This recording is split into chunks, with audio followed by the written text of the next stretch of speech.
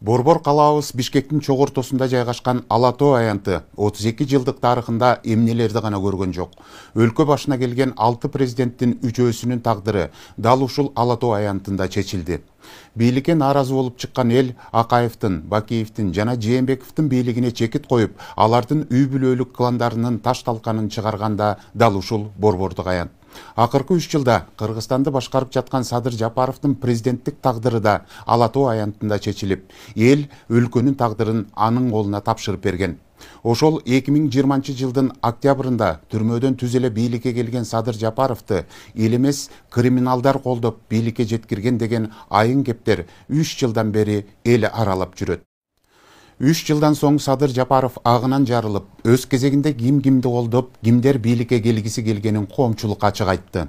Аны менен катар четтен каржыланган айрым медиа тармактары чындыкты бурмалап, учурдагы президенттин бийликке келишине катуу каршылык көрсөтүп турганы да маекте ачыкталды. Коомчулукта 3 жылдан бери айтылып келе жаткан Кримтөбөл Камчы Көлбаев ошол учурда чынында кимди колдогон, ага байланыштуу кандай фактылар бар? Дал ушул чуулгандуу суроолорго жооп кайтарган Садыр Жапаровдун чындыгы кесиптешим Нурзада Сыдыкованын материалында. Бул шайлоону тааныбайбыз.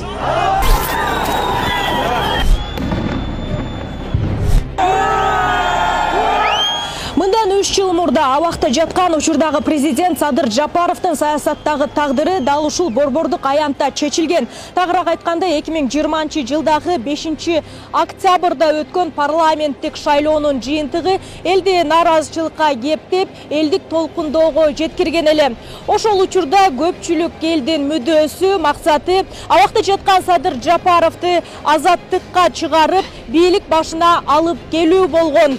Ошентип абактан Садыр Жапаров чыгып, мына ушул Ала Тоо аянтында эл менен жолугушкан эле.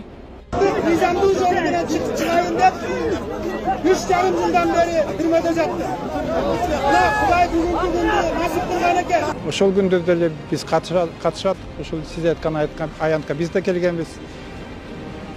Мен кримчөгө эчтешем жок. Бул далил ошол мага ошон биз доля карапайым биздин жарандабыз бул жерде болду. Андан тышкары мен айтып кетейин, 11 январда 21-жылы биздин шайлоочулар ушул маселеге мен эмес, жалпы элибиз шайлоочулар так жооп берген. Кыска жана конкреттүү. Ошол убакта бир топ кыйчалыш учурлар орун алып, эл олку-солку болгон эсиңизде болсо керек. Мына ушул учурда Жапаровдун абактан чыгып, эл менен жолугуп баарлашканы, ачууга алдырып турган элдин аздыр көптүр демин басканы каш кайган чындык. Эл менен болгон алгачкы жолугушууда Жапаров бир топ маалыматтарды ачыктады жана элдин талабын аткарды. Ошентип ошол учурдагы президент Сооронбай Жээнбеков өз ыктыяры менен президенттик кызматын тапшырып, кайрадан мөөнөтүнөн мурда президенттик шайлоо жарыяланды. Шайлоо 2021 жылдын 10 январында өтүп, ага жалпы 17 талапкер ат салышты. Жыйынтыгында 74,51% добуш менен Садыр Жапаров жеңишке жетти. Президенттик кызматка расмий түрдө 28 январда киришти.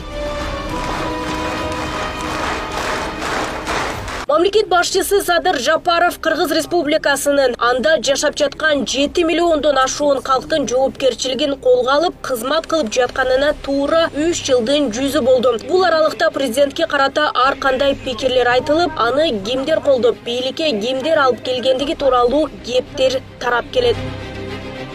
Президент Садыр Жапаровду кимдер колдогон, Крим чөйрөнү байланыштырган маалыматтардын чын төгүнү кандай? Мына ушул өңүттөгү суроолор 3 жылдан бери кайталанып, 2020 жылдагы октябрь окуясында кылмыш чөйрөсүнүн ана башы Камчы Көлбаев ошол күндөрдө колдоо көрсөткөнү соц тармактарда жазылып, президенттик шайлоону шарттаган жагдайлар тууралуу азыркыга чейин айтылганын Садыр Жапаров өзү маалымдады. Дал ушул маселеге байланыштуу президент жооп кайтарды. Мындай молдорго чекит коюп, кезектеги берген маегинде мындайча маалымдады. Жок, ал мени колдогон эмес, ачык эле айтайын, Сапар Исаковду колдогон.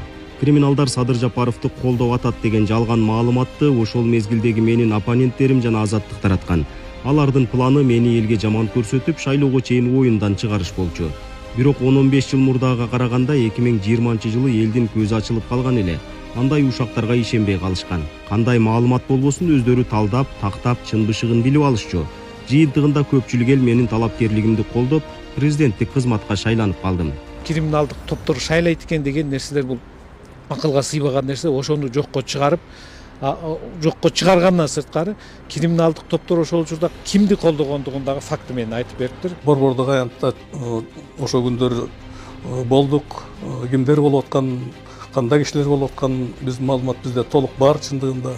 Ушу Садыр Нуркожоевич ошо түрмөдө акыйкатсыз жатат деген маалыматты элдерге таратып, республика боюнча бардык жерде жүргөнбүз чындыгында. 28 январда Садыр Жапаров президенттик кызматка киришкенине туура 3 жыл болот. Бирок бул аралыкта бир топ эр иштердин аткарылганына карабай, мындай сөздөрдүн ээрчигени бар. Президент өз сөзүндө кимди колдоп, кандай саясат жүргөнүн ачык айтып, ага фактылар бар экенин белгилеген. Ошол учурда Кремтөбөл Камчы Көлбаев Сапар Исаковду колдоп, Алмазбек Атамбаев экөөнү зооттолгон Мерседес унаасын белек кылганын да ачыктаган. 8 октябрь күнү Камчы Көлбаев жеке өзү Крим чөйрөнүн балдарына Сапар Исаков менен Атамбаевдин группасын колдогула деген кабар таратып, буйрук берген.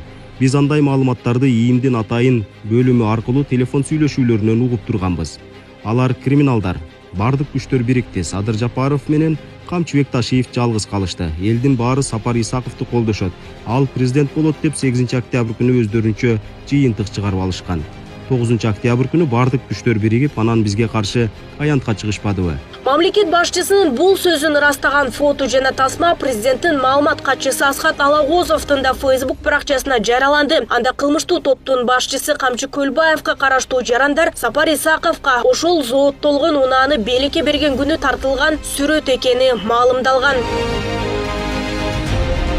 Дал ушул зооттолгон Мерседес унаасына 2020 жылы 9 октябрда белгисиз жарандар тарабынан ок атылган. Анда мурдагы президент Алмазбек Атамбаев бар экени кийинчерээк соц тармактарда таратылган тасма аркылуу ачыкталган эле.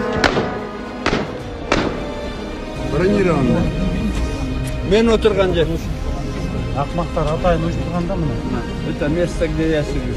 Крим чөйрө менен эч кандай келишимге баруу мүмкүн эмес. Дүйнөдө ошондой. Аларды тек кана кынына киргизиш керек. Аларды жок кылыш керек. Ал эми мамлекет башчысы Садыр Жапаров Крим чөйрөгө байланышкан маалыматтар оппоненттеринин аны элге жаман көрсөтүү максатын көздөгөнүн да ачыктады. Аны менен катар ошол учурдагы Азаттык медиасынын тараткан маалыматтарына да токтолду. Алар менин бийлик башына келишиме караманча каршы турушту. Сырткы кожоюндарынан каршы тургула деген буйрук алыштыбы ким билсин. Айтор Садыр Жапаровду жалаң зектер колдоп атат деп аянтта чогулган жөнөкөй элдин баарын зектер деп дүйнө жүзүнө жар салышты.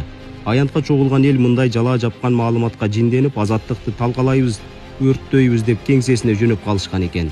Койгула, сабыр кылгыла деп араң токтотуп калгам. Инсандын кылып аткан жөнөкөй кылып аткан эле айтып коюш керек да. Бүгүнкү күндө анан жана көрө албастык, жанагы бут тозмой, андай нерселерди токтотушубуз керек. Жанагы бизде диванный эксперттер деп коет. Ошолор отуруп алып түрлүү нерсени жазып коюшат да.